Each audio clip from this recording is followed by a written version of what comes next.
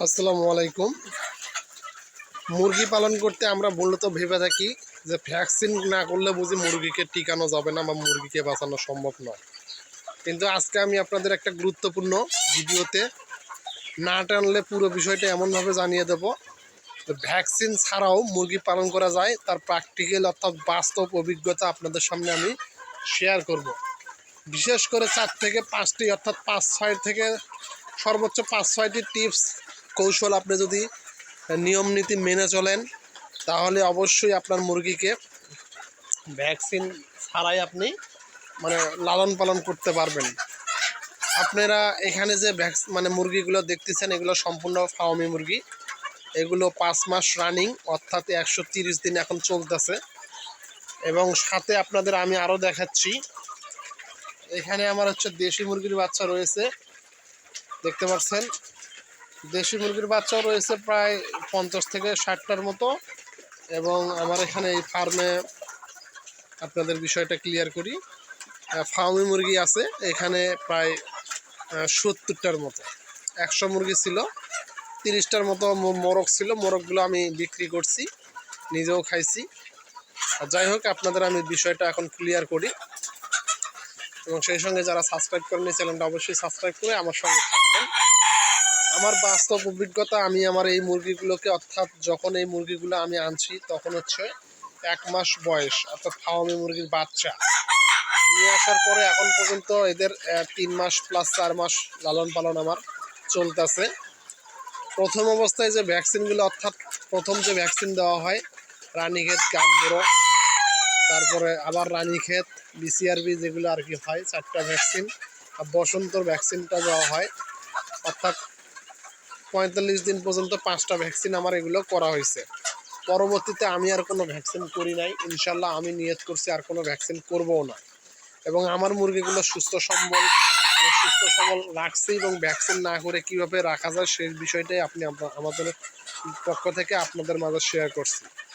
প্রথমত আপনাদের একটা বিষয় আমি বলি যে আপনার 1 নাম্বার বিষয় আপনার ফার্মটা হতে হবে এরকম খোলামেলা, অর্থাৎ চতুর্পাশে খোলামেলা। আমার মুরগির ফার্মটা দেখাচ্ছি আপনাদের, চারপাশে একদম ফাঁকা খোলামেলা, অর্থাৎ একদম খোলামেলা। এরকম আলো বাতাস পরিষ্কার পরিচ্ছন্নভাবে সম্পূর্ণ ঢুকতে পারে এরকম একটা জায়গায় ফার্মটা আপনার স্থাপন করবেন। তাহলে আপনার কোনো টেনশন নাই ভ্যাকসিন ছাড়া। আরেকটা 2 নম্বর কারণ খোলামেলা থাকলেই অটোমেটিকভাবে আপনার আমার মুরগির দেখেন ঘরের লিটার একদম পরিষ্কার পরিচ্ছন্ন এবং শুকনো, কোনো স্যাঁতসেঁতে পানি জমা নেই, দুর্গন্ধ নেই। আমার মুরগির ঘরেরও কোনো পায়খানার গন্ধ নেই।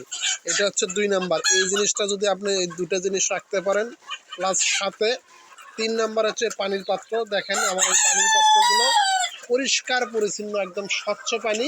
আপনি 3 বেলায় টাটকা স্বচ্ছ পানি খাওয়াবেন, তাহলে আপনার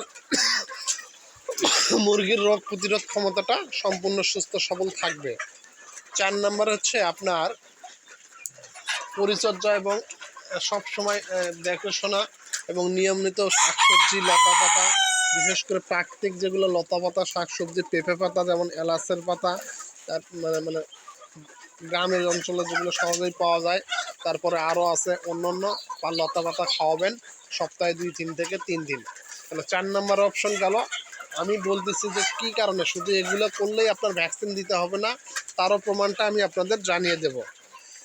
এই কারণগুলো ছাড়া আর একটা বিষয় আছে মুরগির আমি আরেকটা বিষয় আগে আপনাদের বলে নেই যে মুরগির ভ্যাকসিনটা দেওয়া হয় কী কারণে।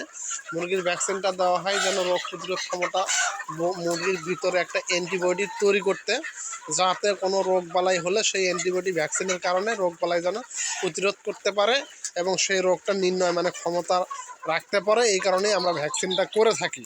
আর আমরা যে কারণে এই পদ্ধতিগুলো ব্যবহার করব সেই কারণে মুরগির ভিতরে আপনার একটা অ্যান্টিবডি অটোমেটিকলিভাবে প্রাকৃতিকভাবে তৈরি হবে, যার কারণে এই ভ্যাকসিনটার আপনার আর প্রয়োজন হবে না। আপনারা একটা বিষয় দেখেন, ভ্যাকসিন কিন্তু এমন একটা বিষয় যে একটা নির্দিষ্ট সময় পর্যন্ত থাকে।